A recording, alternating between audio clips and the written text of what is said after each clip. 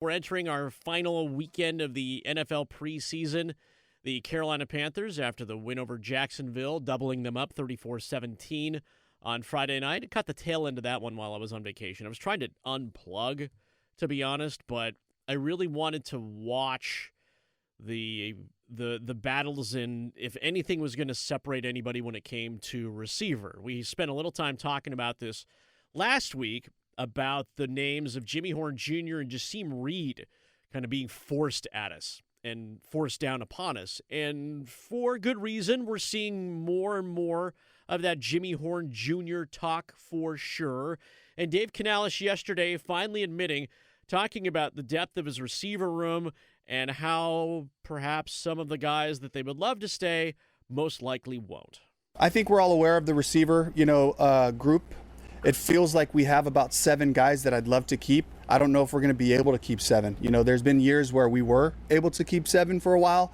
I don't know if that's possible. So those guys are competing. They're pushing. That's Jimmy. That's John Metchie, Jasim Reed. Casey Washington keeps making plays. So these are guys that are going to be in the conversation as we get down to it. So it feels like if he's talking about those 4 guys and he singled those 4 out, that he's committed to keeping 5. He did not say the name David Moore, who only had, I believe, 2 opportunities for catches in the game against Jacksonville, did not capitalize on either one of them. He's got Tet McMillan, Jalen Coker, Xavier Leggett, Bryson Tremaine, and David Moore. Those are the 5 names that he omitted. He named 4 more. So quick math, 5 plus 4, everybody. Say it together. 9. That's 9 receivers. And that's not including Chris Brazel, who obviously is on injured reserve. That would have made 10. Which could have made the decision process even more challenging. Same kind of bit happens at tight end, right? Lots of guys. I want Bryce Young to have a lot of options in this pivotal year for the Carolina Panthers, in which Bill Barnwell of ESPN wrote an article this morning suggesting that the Carolina Panthers are one of the 5 NFL teams who are most likely to take a slide this season. I just don't see how that could be the case. If basically, I guess when you factor in some of the O-line injuries, maybe. But otherwise, most of the playmakers are the same on offense. They've made some smaller additions there. And then on defense, they went and took some big swings in bringing in Devin Lloyd and Jalen Phillips, the latter of which is addressing basically the main issue their defense has had for the last couple of years, where they're just not getting pressure on the quarterback. So, I could see if you thought they were having a pretty similar result this year, but I just don't get how they're due for regression this year rather than either, staying the course or, improving a little bit. Outside of schedule, we'll hop into that. Options for Bryce Young, who now has 7 tight ends to throw to, which includes Darren Waller, who is finally practicing in pads and will probably get a good run-through with Houston on Wednesday as he fights his way back into shape. You don't, and apparently he was in shape, maybe he isn't, but last year's tight end group consisted of 3, and you have 7 right now on your roster. There's only so many offensive plays that you can run, only so many footballs that can be thrown or handed off. Some of these might be blind box decisions for Dave Canales and Dan Morgan. They're going to have to go on what limited play and limited reps and won't actually show you exactly their abilities. James Mitchell might be the greatest tight end in NFL history. I can say that out loud because I don't know. Jasim Reed could be the gem of gems when it comes to the Carolina Panthers receiver room. He could be better than Tedero McMillan. We don't know that right now. Case in point, that's a real stretch, Paul. It absolutely is. The same way with Jalen Coker. But he knows he can't keep 7. He knows he might not be able to keep 6. Jimmy Horn Jr. can play special teams. They run him out there on a consistent basis. But so does Trevor Etienne. Trevor Etienne finds himself 3rd on the depth chart when it comes to running back. So he's got to do extra too. How many running backs will you carry? Offensively, and maybe we're making mountains out of molehills. These could be much simpler cuts. Sorry, Casey Washington. Sorry, dude. We love your brain, but the rest of your body's not catching up to your brain. Love you, David Moore. Love you being a part of this team, but, dude, Jimmy Horn Jr. just has jets. And what did they do, by the way? They ran an end around in Jacksonville to get Jimmy Horn Jr. the ball to see what he does. And the dude's fast. The dude stretches the field. It's speed. You can't teach the speed, right? It's why Darren Waller's on this team. You can't teach the height. Maybe the answer is much more simpler than we think. Dave Canales was asked about roster cuts and what he's looking for when it comes to the cut line. Yeah, versatility is huge, right? Whether you're a interior offensive lineman, whether you're a wide receiver or a DB, can those guys play special teams? Can the guys inside play multiple spots? Those things are all going to help. We have a really competitive team, really competitive roster. We got some tough decisions to make, Dan and I, and we've been previewing some of those. But we got another great opportunity, and we have a practice on Wednesday, and we have a game on Friday to be able to look at the whole group, to give them one more shot to compete and to show us what they can do. Is it enough, though? I mean, is it truly enough? Because he's undecided, by the way, about Friday and playing starters. He's hoping that the starters get enough work against Houston on Wednesday that they won't run them back out there on Friday. But is that fair to those guys that are trying to make the roster if I've got to, and Kenny Pickett's been boring at quarterback. Much better than Andy Dalton, I believe, as the backup to Bryce Young. I think you're in much more capable hands with him. He's been boring. Are those boring catches and boring throws going to create a spot for you on this team if I'm John Metchie? Or do I want to catch the ball from Bryce Young? Do I want somebody pitching me the ball if I'm A.J. Dillon? Am I going to crack this roster? I don't want to play in a practice squad. I don't want to be there. It's great that that's an option, but that's not where I want to be. And I think if Dave Canales is worried about keeping linemen, I don't think he should worry. He should probably just keep as many as he possibly can at this point, based on how many guys keep going down.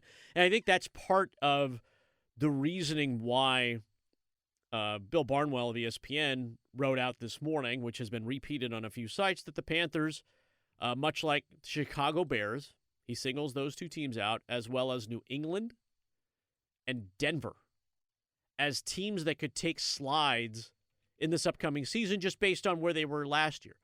For the Carolina Panthers, and the other team that he mentions out there is Jacksonville as well. For the Carolina Panthers, a lot of it does have to do with strength of schedule and being able to be a team that can can close out games, can do some real ball control, and create some winning drives. And Bryce Young's done a few of those things. It's not spectacular. It's not gonna be. I don't think Carolina's offense is exciting. I don't think it's built to be exciting. It's not meant to be exciting.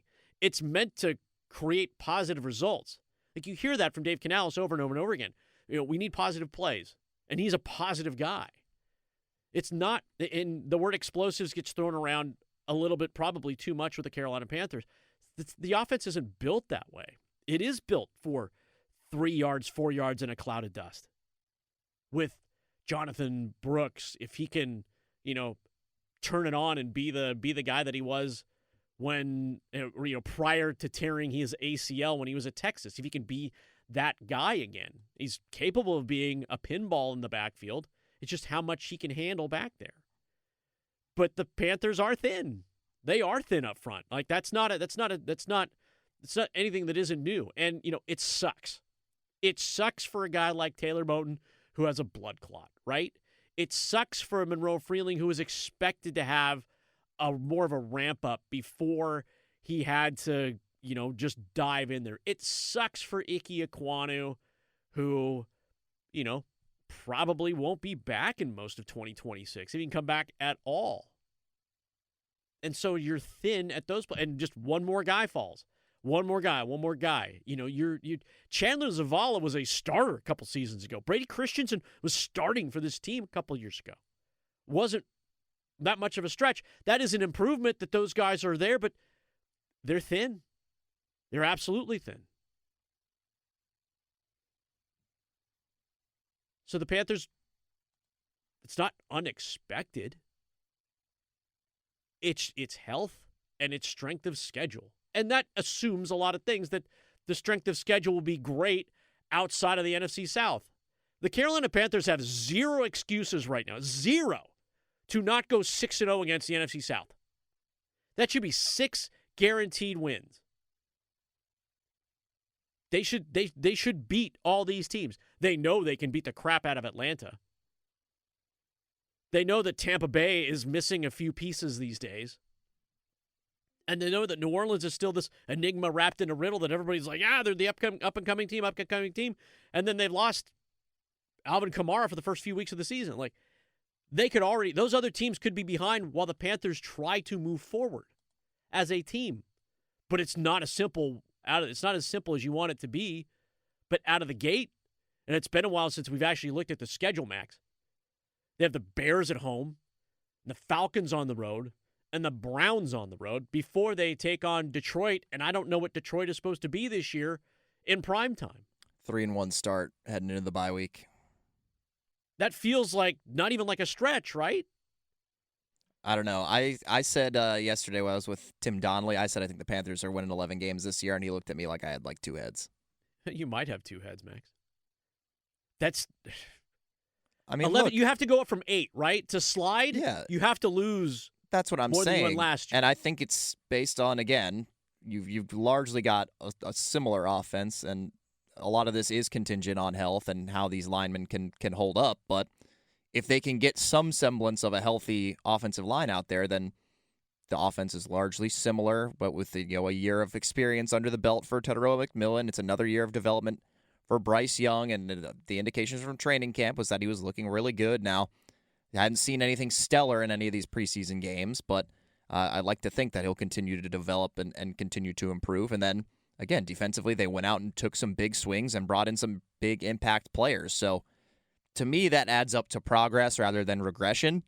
I know the schedule, in theory, is tougher, but before we see these teams actually take the field for regular season games, I think it's hard to tell for sure. But at least in that early segment of it, like you mentioned, like Atlanta and Cleveland, those are 2 games that I think a lot of people are chalking up as probable wins for the Panthers, and it's going to come down to them to execute. And then you figure they'll be underdogs in those other 2 against Chicago and Detroit, and they just need to knock them off in one. And I'm sure the environment for a home Sunday night football game against Detroit is going to be rocking, so that could play to their advantage as well. And I wouldn't be shocked if they knocked off the Bears too, because their big defensive addition is going to miss the entire season. So, and their defense was kind of a weakness last year. So yeah. I guess we'll see. But it's getting closer. Less than 3 weeks to go now. Yeah. Well, if Vince Vaughn's still the GM of the Chicago Bears, they're in trouble. Just saying. That's a Madden joke. All right. By the way, Panthers will not see Leggett or Haynes King to play or practice this week. And apparently Dave Canales says Darren Waller is going to practice against Houston, but probably won't play on Friday. So Darren Waller's microscope will come on Wednesday, whether or not he makes this team. I just don't see you signing Darren Waller right now and not putting him on this team. Just where it is. Maybe it's easier than I'm making it, perhaps.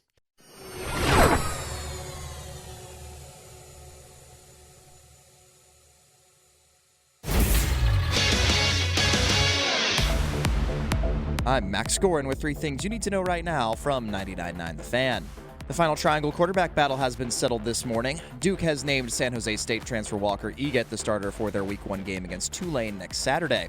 Eget was battling redshirt freshman Dan Mahan for the starting quarterback job throughout training camp.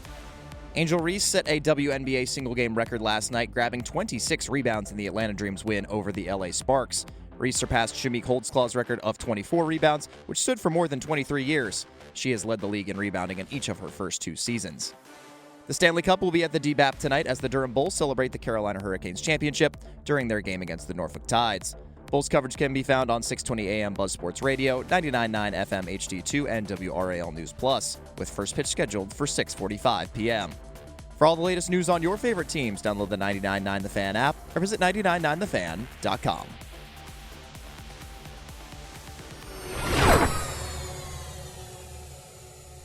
Walker Eget, starting quarterback at Duke. That's the name to remember. The last kind of ACC school to name a starting quarterback. Lincoln Kienholz at Louisville. It's interesting to look at the state schedule, and I know Duke is much further down the state schedule, but I had to do a little bit of research on this one. The One of the only returning quarterbacks that NC State's going to face early on in the first half of the season is actually from its FCS opponent in Richmond. Starting graduate quarterback. Last year played 10 games for Richmond, started 3. Ashton Snellsire. Everybody else has brand new starters. That includes Virginia, obviously, with Bo Pribula. And then at just this morning, Vanderbilt named its starter, fourth-year quarterback Blake Berlowitz. You might remember that Clark Lee, after Diego Pavia was getting ready to finally leave, Pavia helped him recruit and flip Jared Curtis from Georgia to Vanderbilt. Vanderbilt's highest recruit in the history of recruits.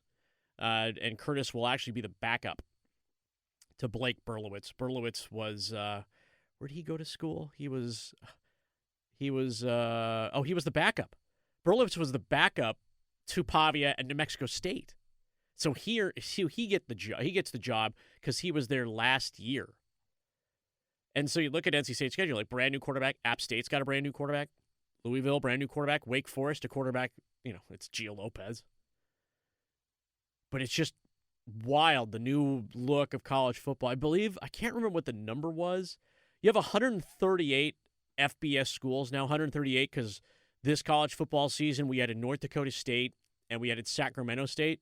Again, weird to think, 138 schools. We had 120, I believe, maybe a decade ago. It's not that many, but now that we've added more and now that the transfer portal has come into play, I believe it's 60 or 70% of schools have brand new quarterbacks that didn't stick or that are now signal callers for them. And I'm just taking NC State's schedule, as is. I believe it's 5 teams have their same quarterbacks.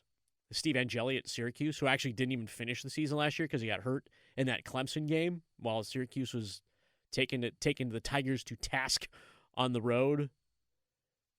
That just a lot of switches and a lot of movement. Just mind-boggling to wrap your head around that. But we are in a game week. Oh yeah, It's finally here. Week. Finally, it's great. NC State, Virginia, Carolina, in Ireland against TCU, and actually football. As you may have heard me mention, for those of you who listen on the daily, football actually starts on Friday night, not just with high school. Cal Poly and Idaho go at it. So it's back, folks. It's absolutely back. And I'm back in the chair, and it's good to be back with all of you.